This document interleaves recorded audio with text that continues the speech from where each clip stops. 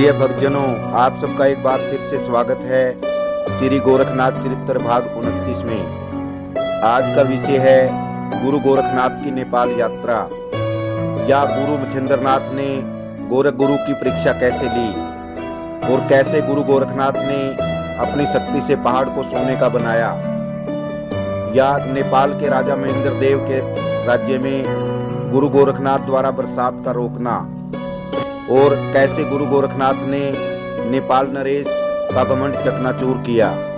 तो संपूर्ण जानकारी के लिए कृपया वीडियो को अंतिम तक देखिएगा। तो शुरू करते हैं आज का विषय। प्रिय भक्तजनों, बात उस समय की है जब गोरखनाथ जी ने अपने गुरु मच्छिंद्रनाथ को तिरिया राज्य की रानी मैनाकनी के कैद से आजाद कराया। जैसे ही मच्छिंद्रनाथ जी गोरख गुरु के साथ तिरिया राज्य से प्रस्थान करने लगे, तभी रानी मैनाकनी ने मच्छिंद्रनाथ जी की झोली में उनको बिना बताए एक सोने की ईंट रख दी।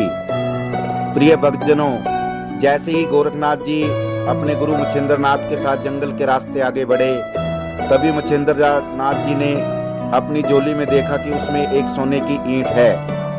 तभी मच्छिंद्रनाथ जी ने अपने मन में सोचा कि क्यों ना अपने शिष्य गोरखनाथ की परीक्षा ली जाए। ऐसा सोचकर गुरु मच्छिंद्रनाथ जी ने अपनी झोली शिष्य गोरखनाथ को पकड़ा दी और बोले, बेटा गोरखनाथ, आप मेरी ये झोली पकड़ो, मैं सोच से निवृत्त होकर आता हूँ। जैसे ही मच्छिंद्रनाथ जी सोच के लिए गए, तभी गोरखनाथ जी ने देखा कि झोली में एक सोने की ईंट है। तभी गोरखनाथ जी सोचने लगे कि ओ, गुरुजी तो अभी मोहमाया में लोहलीन है, और उसने सोने की ईंट को कुएं में फेंक दिया और ईंट के वजन की ही एक दूसरी वस्तु उस झोली में रख दी। प्रिय भक्तजनों, जैसे ही मच्छिंद्रनाथ जी सोच से निवृत्त होकर आए, तो उन्होंने वह सोने की ईंट वाली झोली शिष्य गोरखनाथ से ले ली और बार बार उस सोने की ईंट की झोली को देखते हुए चलने लगे। तभी गोरखनाथ जी ने पूछा, गुरुदेव, ऐसा क्या है इस झोली में? तब मच्छिंद्रनाथ जी बोले, बेटा गोरख, इसमें एक सोने की ईंट है जिसके कारण मुझे भय हो रहा है, जो मैनाकनी रानी की निशानी है। इस ईंट के बदले मैं बहुत सा धन लूंगा और भंडारा करूंगा, और मुझे डर है कि इस घोर जंगल में कोई हमसे ये ईंट छीन ना ले या कोई इसकी चोरी ना कर ले, क्योंकि हम अकेले हैं। तुम चाहो तो इस ईंट को ले सकते हो।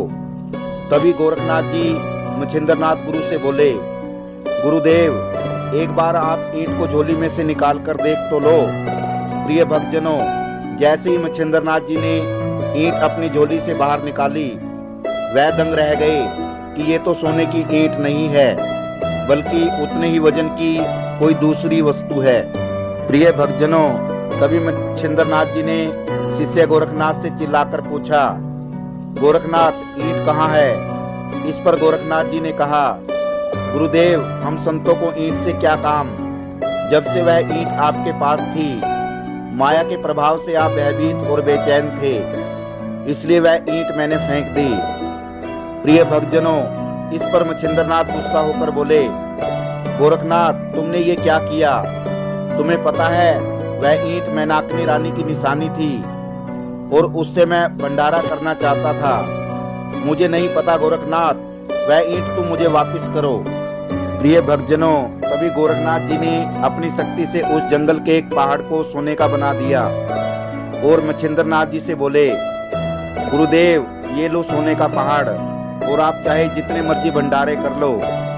प्रिय भक्तजनों, अपने शिष्य की भक्ति और निष्ठा देखकर गुरु मच्छिंद्रनाथ बहुत प्रसन्न हुए और गोरखनाथ से बोले, बेटा गोरख, मैं तो तुम्हारी परीक्षा ले रहा था।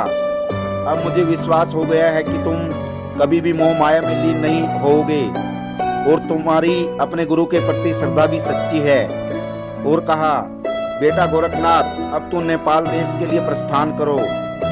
मैं एक बार नेपाल गया था और वहाँ मैंने नाथपंथ की शिक्षा दी थी, जिससे वहाँ पर नाथपंथ के मेरे कई शिष्य और अनुयायी हो गए थे। परंतु नेपाल नरेश महेंद्र देव ने बौद्ध धर्म ग्रहण कर उन नाथपंथियों पर अत्याचार करना आरंभ कर दिया है और कई नाथपंथियों को जेल में डालकर मृत्यु के घाट उतार दिया है। अतः उन नाथपंथियों को बचाने के लिए तुम तुरंत नेपाल के लिए प्रस्थान करो। प्रिय भक्तजनों, गोरखनाथ जी अपने गुरु मच्छिंद्रनाथ से आज्ञा ले अपने शिष्यों के साथ नेपाल के लिए प्रस्थान करने लगे। कुछ दिन गोरखनाथ जी अपने शिष्यों के साथ धवलगिरी पर्वत पर रहे और तभी उन्हें सूचना मिली कि नेपाल के पास यहाँ से लगभग 80 कोस दूर संतों का वहाँ भारी सम्मेलन हो रहा है। प्रिय भक्तजनों, गुरु गोरखनाथ अपने शिष्यों को संग लेकर उस स्थान पर जा पहुँचे जहाँ पर्वत के निकट सम्मेलन हो रहा था। वहाँ पहुंचकर गुरु गोरखनाथ ने ये देखा कि समारोह में शामिल होने वाले ज्यादातर योगी वाम मार्गी हैं, जिनका विचार हम नाथपंथियों से कतई नहीं मिलता है। उन्होंने वहां से लौटने का तुरंत निश्चय किया। जिस समय गुरु गोरखनाथ वापस जाने को हुए तभी नीलकंठ की यात्रा करके कुछ नेपाली भगत आ गए। उन्होंने गुरु गोरखनाथ को सम्मेलन में से जाते हुए देखकर प्रार्थना की, हे महाराज, आप कुछ दिन के वास्ते हमारे संग नेपाल चलने की कृपा करें। हम लोग आपके गुरु मच्छिंद्रनाथ के अनुयायी हैं। इस समय जो महेंद्र देव नाम का हमारा राजा है उसने बौद्ध धर्म अपना लिया है और हम लोगों पर भारी अत्याचार कर रहा है। हमारे संग चलकर आप हमारे दुखों को दूर करें। नेपालियों की प्रार्थना पर गुरु गोरखनाथ उनके संग नेपाल को चल पड़े। उन्होंने पाटन नगर के समीप बोगमती नदी के निकट बैठकर घोषणा की, जब तक मैं आसन जमाए बैठा रहूंगा तब तक इस राज्य में वर्षा नहीं होगी। गुरु गोरखनाथ की घोषणा के होते ही राज्य भर में पानी बरसना बंद हो गया। जनता में त्राही त्राही मच गई। राज्य कोष समाप्त हो गया। ऐसी स्थिति में जब 3 वर्ष समाप्त हो गए तो राजा महेंद्र देव बुरी तरह घबरा गए। उसने राज्य ज्योतिषी को बुलाकर पूछा, मेरे राज्य में वर्षा न होने का क्या कारण है? ज्योतिषी ने विचार कर बताया, आपने गुरु मच्छिंद्रनाथ के शिष्यों पर जो अत्याचार किए हैं, इसलिए मच्छिंद्रनाथ का शिष्य गोरखनाथ भोगवती नदी के तट पर आसन जमाए बैठा है। जब तक वह आसन से नहीं उठेगा यहाँ वर्षा नहीं होने की है। प्रिय भक्तजनों, जब राजा ने गुरु गोरखनाथ को आसन से उठाने का ज्योतिषी जी से उपाय पूछा तो उन्होंने उत्तर दिया, हे राजन, सबसे सरल उपाय तो ये है कि आप मच्छिंद्रनाथ की मूर्ति को सजे हुए रथ में बिठाकर बाजे गाजे के साथ उनकी रथ यात्रा निकालें। जब रथ गुरु गोरखनाथ के निकट पहुंचेगी तो अपने गुरु को प्रणाम करने के वास्ते वह आसन से उठ बैठेंगे। तभी वर्षा होने लगेगी और आपकी इच्छा पूरी हो जाएगी। राजा महेंद्र देव को ये सलाह पसंद आई और उन्होंने तुरंत ही गुरु मच्छिंद्रनाथ की मूर्ति को सजे हुए रथ में बिठाकर शोभा यात्रा निकाली। जब शोभा यात्रा वहां पहुंची जहां गोरखनाथ विराजमान थे तो वह अपने गुरु की मूर्ति को प्रणाम करने के लिए आसन से उठ बैठे। उनके उठते ही राज्य भर में मूसलाधार वर्षा बरसने लगी। तब राजा महेंद्र देव ने गोरख गुरु के चरणों में मस्तक नवाकर समय याचना की और कहा, आज से नाथपंथ के योगियों से कोई आंख मिलाने की हिम्मत नहीं करेगा।